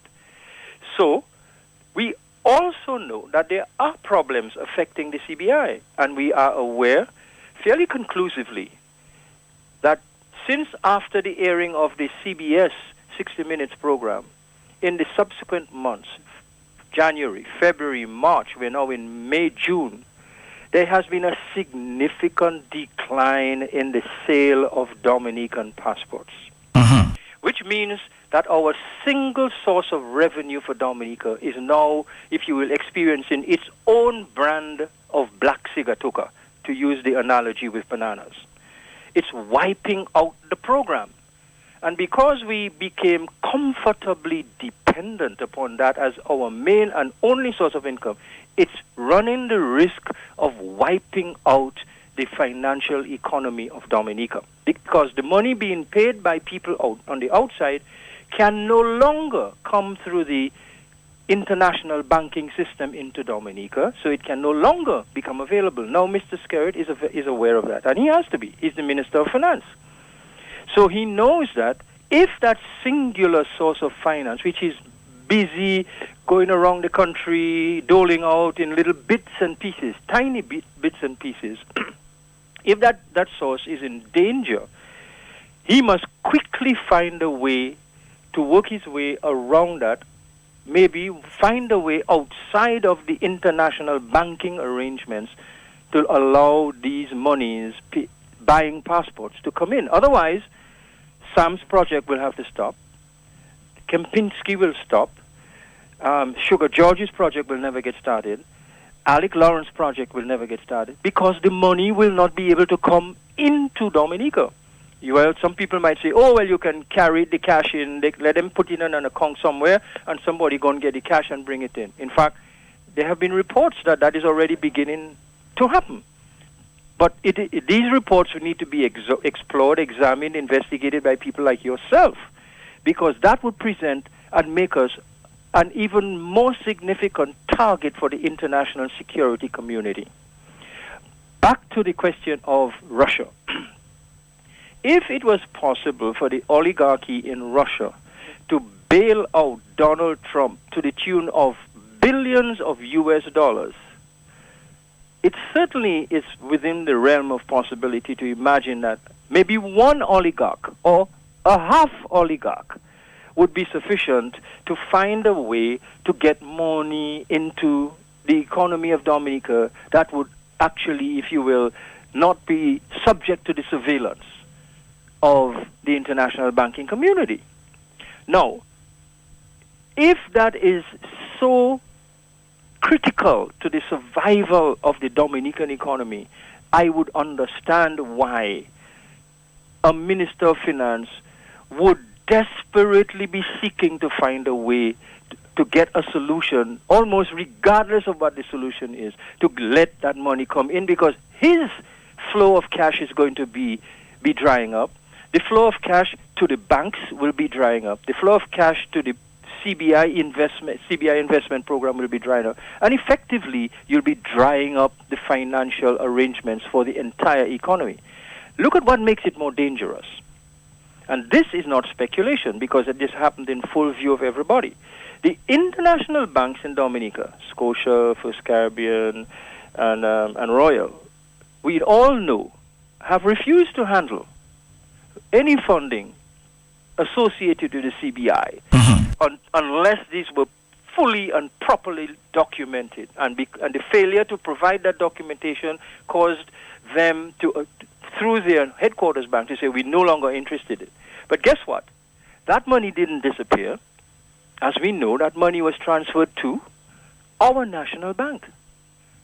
Our national bank, which is the largest bank, commercial bank in Dominica, already became a mega bank, because it now had to hold the hundreds of millions that were in these international banks that they are now no longer allowed to hold. There is a danger to that, because our national bank is the bank where government puts its money, statutory boards of government put their money. In fact, the entire credit union movement uses the national bank as its primary bank. So, if you will, every single Dominican in one way or another is connected to the welfare and the well-being and the safety and security of that bank. Herein lies the other concern, my friend. If the corresponding bank of the national bank, which we all know is the Bank of America, decides that they are not going to entertain any international transactions from that bank, because that bank is now the holder of CBI revenues, which cannot be justified in terms of documentation and due diligence, clarifications, and so on. Ask yourself what that could and would do to government's capacity to conduct international trade and business, to service its international debts. You talked about a debt owing to a regional institution. OECS Corp, right? 8 million. But there are debts we would owe to the United Nations, to the World Health Organization, to PAHO, and all these international agencies, which would have to be settled in international currency. And if our bank becomes the only bank holding monies effectively for all of us, and its corresponding banking arrangements get derailed because they are now publicly known to be where the CBI money is, so could we expect any day to hear the Bank of America say to the National Bank, I'm sorry, we're not allowed to do any international transactions from that bank? That bank is majority owned by the government, hence the people of Dominica, but there are a lot of Dominican private shareholders in that bank, up to 49% of the equity of that bank, shareholding equity. So the question that they could and should be asking themselves, is our money safe? Will we be able to continue to do business? Some of these are business people who import goods, have to pay for these goods in foreign exchange, who import services, who themselves need money to travel. And so I am raising these concerns because they have been raised with me. And I'm saying, if these are legitimate concerns, Mr. Skerritt's mission to Russia could have been, and is very likely to have been, about trying to find a solution. But remember, the solution to Dominica's financial problems, particularly when it comes to foreign exchange and international correspondent banking, do not lie within Dominica. The Prime Minister cannot solve that problem. Why? And this is the other area of concern. So this is the third area of concern. We are part and member of an Eastern Caribbean Currency Authority, which is managed by the Eastern Caribbean Central Bank, which holds reserves in hard dollars, US dollars, that allows our EC dollar to remain on par, 2.7, with the US dollar. In other words, we are now known to have a very strong currency, which is not floating, which is quite stable, which is good from the point of view of an overall investment climate and so forth. But if Dominica, on its own, as it appears by Mr. Skerritt's visit, attempts to resolve a financial issue that has international, and now we're saying deep regional linkages and implications, what are some of the implications? Number one, our currency is buoyed up and tied to the US dollar through the Eastern Caribbean Central Bank. What sort of arrangements would a Russian oligarch agree to? What sort of terms and conditions would they extract from a tiny Caribbean island, maybe seeking to find a way to avoid the scrutiny of the international banking community, which operates largely in US dollars? What would be the implications for the other 6 member states of that Eastern Caribbean currency, who agree and are comfortable to have the US dollar be the standard bearer for retaining the value of the EC dollar? Did we have a discussion? Did the ministers of finance at their last meeting agree that there needs to be an initiative to Russia? Did the ministers of finance, guided by the heads of government, agree that Mr. Skerritt would be the envoy, would be the arrowhead, would take the lead on this? If so, how would such a CARICOM level decision, if such a decision exists, not have been supported by a delegation that would include, let's say, Mr. Skerritt as the head of delegation, but Mr. Larocque, the Secretary General of CARICOM, and other financial experts, a representative of the Eastern Caribbean Central Bank? Instead, what did we see? We saw the Cabinet Secretary, who is not a financial expert. We saw Mr. Green, a businessman, a private businessman, and we saw a Russian person who's involved in the Citizens by Investment program. That was the sum total of the delegation. Do you think, does that sound like a CARICOM authorized delegation? I think, Martin, somebody says it very right. Brilliant analysis of the Russia situation. But here's the question that keeps coming up for the past few days. All right, you know, everybody seems to be making a little noise about the fact that Mr. Skerritt went to Russia and had that meeting. The opposition in the 90s, Athy, had a relationship, diplomatic relationship established with Russia. What's your take on that one? Well, I mean, the parallel is with Venezuela. Dominica has had diplomatic relations with Venezuela going back, many, many, many decades. And every single government led by the major parties in Dominica, each in turn, have in fact endorsed and continued and in their own way deepened that relationship one way or another. In fact, it was deepened much further in 2004, 2005 with the establishment of Petrocaribe and ALBA, and a special relationship evolved between Mr. Chavez and Mr. Skerritt. So I say this only to say that we have had a long relationship with Russia. That was established on May 19th, 1995, under the leadership of Mr. Edison James as Prime Minister of the United Workers' Party. Subsequent to that, the relationship was continued, certainly from 2000 up until now. The interesting question, though, is not whether or not we had a relationship, and if and by whom, and how come we didn't question it then and we're questioning it now.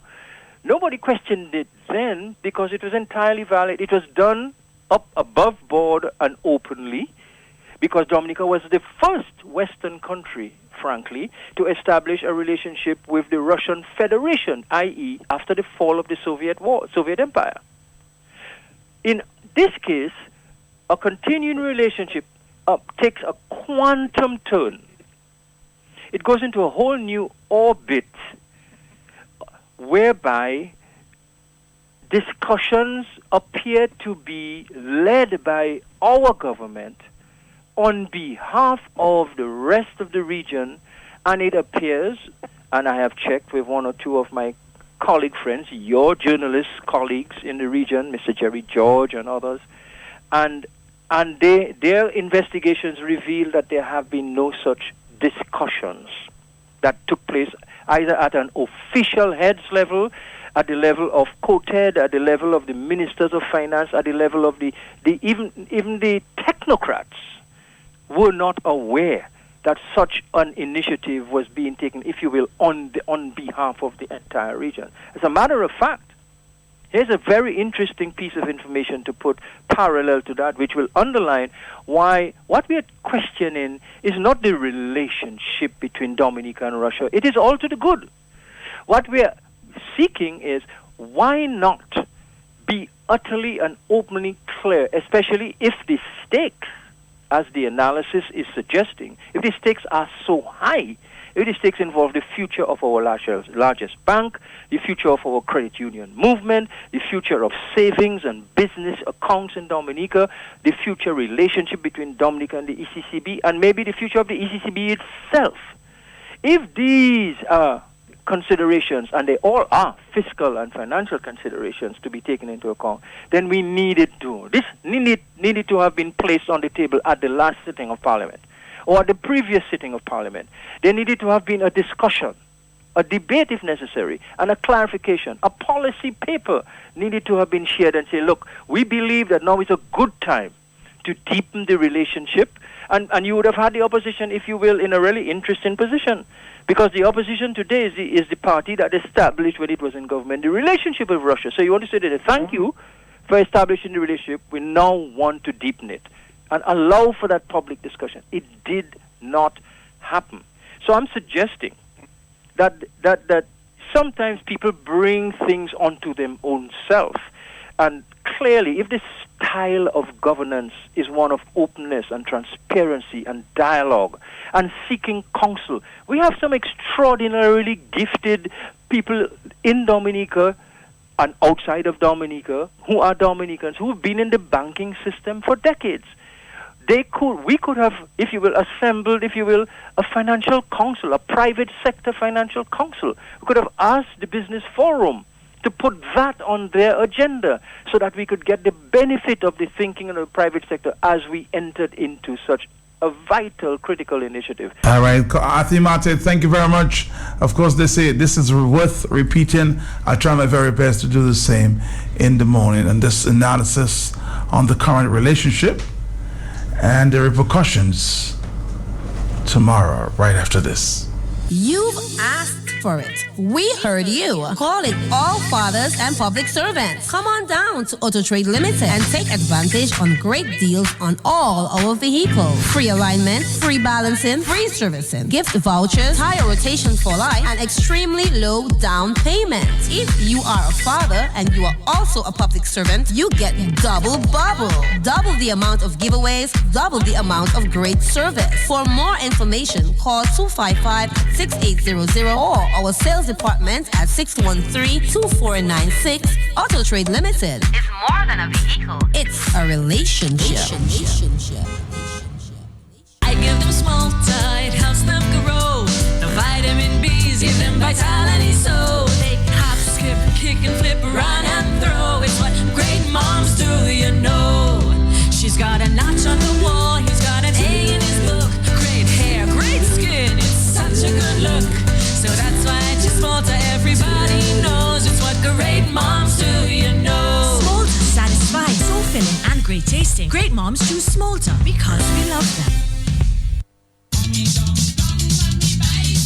For the first time time ever, the OECS Cycling Championship will be held in Dominica. Come Sunday, July 2nd, the cyclists from Anguilla, Antigua, Grenada, St. Lucia, St. Vincent, British Virgin Islands, and the host country, Dominica, will ride their way into the record books, calling all Dominicans along their cycling route to come out and witness for yourselves. Share, support, and encourage Team Dominica, including Bram Sanderson, Daddy Chess, Mills, Garon, and the boys, as they bang Kokosh punch around the corner, waiting their option to navigate and negotiate the road as they compete with Bobby Speed on Sunday, July 2nd, starting from the Porterville Savannah, all the way to the entrance of the Caprettes National Park and back to Porterville Savannah. It's a 60-mile circuit race, and it's Laughly Show, a race of fitness and endurance. Come out and support the first ever OECS organized cycling championships in Dominica, sponsored by the Dominica Olympic Committee, Fine Foods Inc., Sprinkle Trading, S-Smart, Anchorage Hotel, Burton and Company, Ronald Charles Chambers, Marpin Flow, DBS, Kyrie Q, and Vibes FM, Government of Dominica, official championship water, Lupia Spring Water.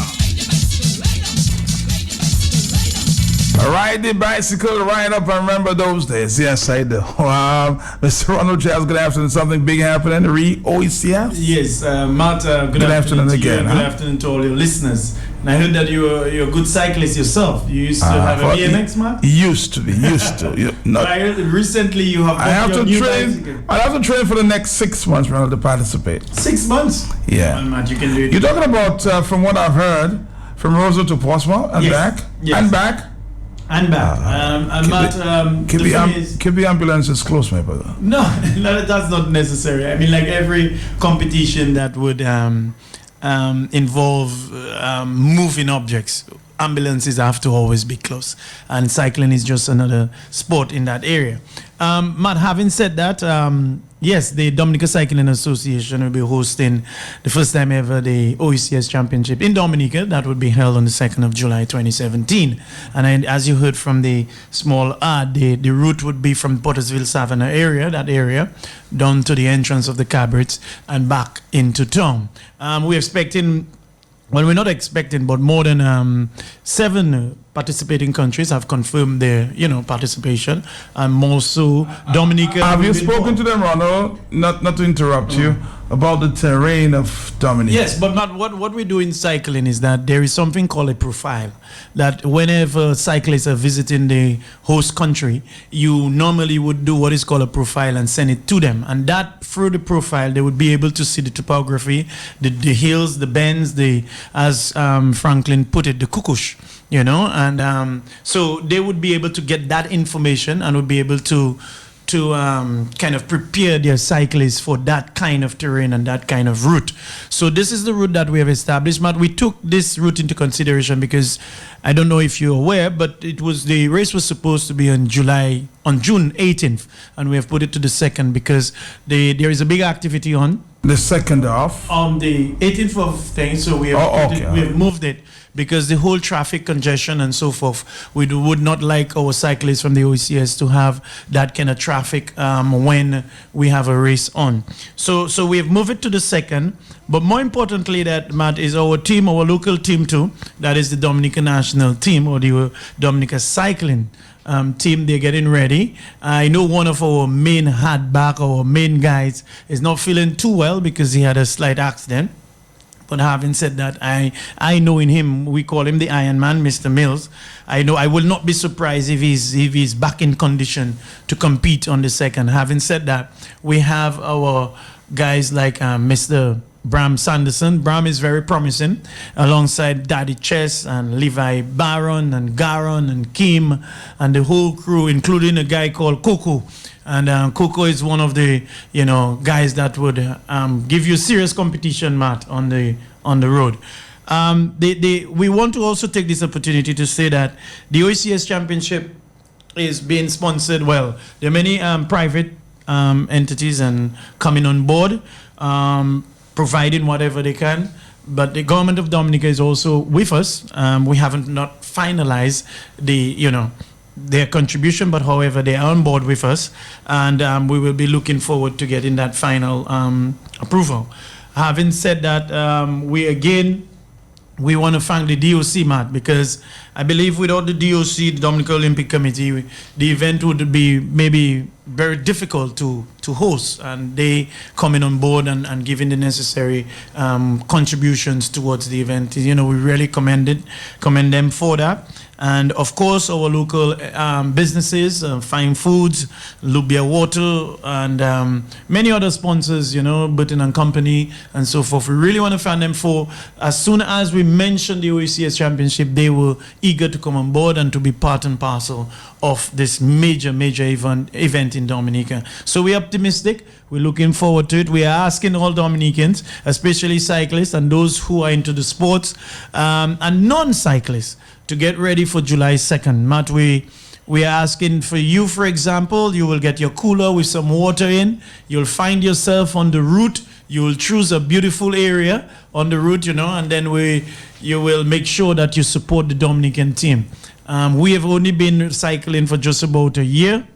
And let me tell you, outside there is serious competition. Cycling is major. Cycling is It's big business, huh? Yeah, it's big. It's big in the other countries, and we hope that very, very soon that Dominica will get in line with the other OECS countries and the Caribbean region by extension. All right, when I come back, I'll see if I could put a few questions to Mr. Ronald Chance. You want to say something before the break? Yeah, I just wanted to say, as part of the OECS July 2nd competition, we have June 11th, which is this weekend, Sunday. We have a prep race, or what you call a pre-race, or if you want to call it a warm-up race, that will be held on Sunday, the 11th of June, Matt, from 9 a.m., the same route. We're going to do the same route. You will find that a lot of the national team guys will be participating in this race. So you can come and see Bram, you can come and see Levi, Daddy Chess, Garon, Kim, and you will see Mr. Andrew Amoto, who is the Vice President of the Cycling Association. I don't know how far he will reach, but I'm sure that he'll be taking part. He's been practicing. I've seen him on the road. He's been practicing, and he's a very good rider too. So this Sunday, from 9 a.m., we just want to really send out this message that we want motorists to understand that when you see the siren, for example, or the police escort on Sunday, and especially during the time that we have allocated for the race, that is from Pottersville to Portsmouth, it means therefore there are cyclists at the back coming, and we would really like the motorists to respect and give us some form of courtesy, because if we don't get that kind of support from the road users, and we can, a lot of things can happen. And in this circumstance, we're asking persons to be aware of it, honk your horns and ensure that when you see the cyclists, you give them that kind of support, that kind of respect, because we really don't want anything serious to happen. I know that these sports bring accidents, things happen, but at the same time, to mitigate that, we're asking the general public to cooperate with us. We're also asking persons to turn up, it's 9 a.m. in the morning, in Pottersville area. You come, you relax, and you witness the race. The race will last for about 3 hours, Matt, approximately. Going to Portsmouth and back would be around that. And I can't wait to see who is going to be the winner coming this Sunday. Will you participate, Ronald Chance? Man, I always participate, as the president of the Cycling Association. I always participate. On the sidelines? On the sidelines? No, I actually take part, but my conditions is simple, I will take part, but at the same time I have an exclusion clause that if I cannot make it, I can always hop on a vehicle. Welcome back, Dominica. We'll come back just for about 4 minutes. For the first time ever, the OECS Cycling Championship will be held in Dominica. Come Sunday, July 2nd, the cyclists from Anguilla, Antigua, Grenada, St. Lucia, St. Vincent, British Virgin Islands, and the host country, Dominica, will ride their way into the record books, calling all Dominicans along their cycling route to come out and witness for yourselves. Share, support, and encourage Team Dominica, including Bram Sanders and Daddy Chess, Mills, Garon, and the boys, as they bang Kukush, punch around the corner, waiting their option to navigate and negotiate the road as they compete with Bobby and Speed on Sunday, July 2nd. starting from the Porterville Savannah all the way to the entrance of the Caprettes National Park and back to Porterville Savannah. It's a 60-mile circuit race and it's lovely show. A race of fitness and endurance. Come out and support the first ever OECS organized cycling championships in Dominica. Sponsored by the Dominica Olympic Committee, Fine Foods Inc., Sprinkle Trading, S-Smart, Anchorage Hotel, Burton and Company, Ronald Charles Chambers, Marpin Flow, DVS, Kyrie Q and Vibes FM, Government of Dominica, Official Championship Water, Lupia Spring Water. Going back to Ronald Charles's big bicycle races coming up on this Sunday. This Sunday, as a warm-up to the big one, which is July 2nd. But this Sunday, June the 11th, from 9 a.m. in the morning, Porterville, Savannah area, we'll all assemble there. And then we're going down to Portsmouth. We'll have, again, Matt, I want to really take the opportunity to thank the police, because we've been having these races for the past time now, if you recall. But the police has always supported us. A special big up to the traffic officers and the inspector, Mr. Valentin, who has, given us that support. And I must say that they're very, very open in terms of working with us and ensuring that, we do the race turn out to be the best it can be. So thank you to them and the fire service and ambulance services. They've always been with us, and we really want to take this opportunity to say thank you, to them, because without them, Matt, the race can't take place. Without the ambulance services and the police, the race can't take place. So did not have time to ask the political questions. I'm sure he'll make himself available some other time, because we have some big time political questions. The big meeting is on tonight in Lagos. Stay tuned for that. And more. Ronald Charles, it was a pleasure. Thank you, Matt. Thank you. Let me just take this opportunity to say thank you for the opportunity. Thank you for the time. And see you on Sunday, Matt. Hopefully that you will be there. All right. See you on Sunday. I'm going to try my very best. This bicycle race is coming up. As we, the people, stand for freedom and democracy, as the struggle continues against bribery, treating, and stealing elections. Pep un pouvoir. A people power meeting. Pep un pouvoir. Parce pouvoir là un pep plus grand qui pep qui a pouvoir. Jeudi, 7h10 Lago en Roseau. A people power meeting. This Thursday, 7:30, Lago, Roseau Central. Don't miss it. Pas mentir ça.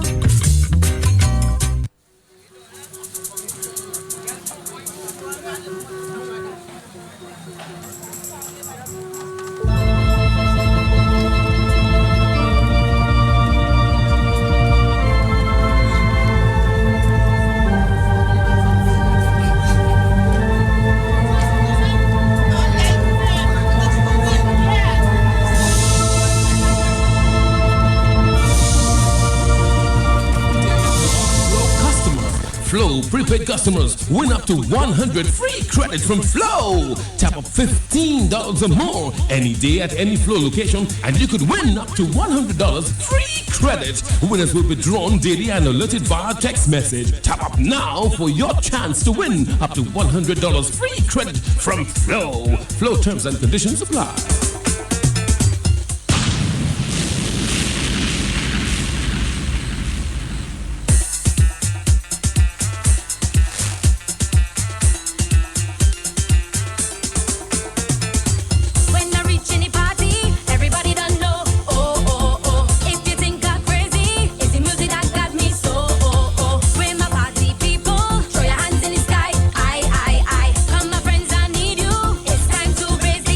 Hands in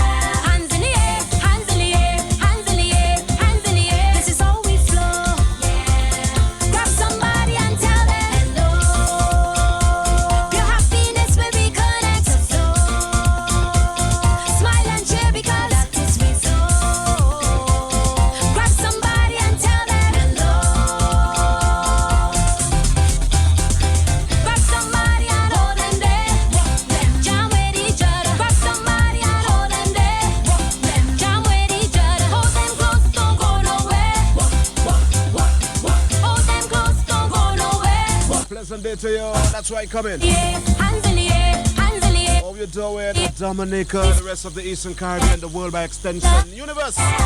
What's popping, man? Hands in the air. Boy, Major Mystic, we're back in the building. This is how we flow. Representing the most reliable, the most dependable telecommunication network in Dominica.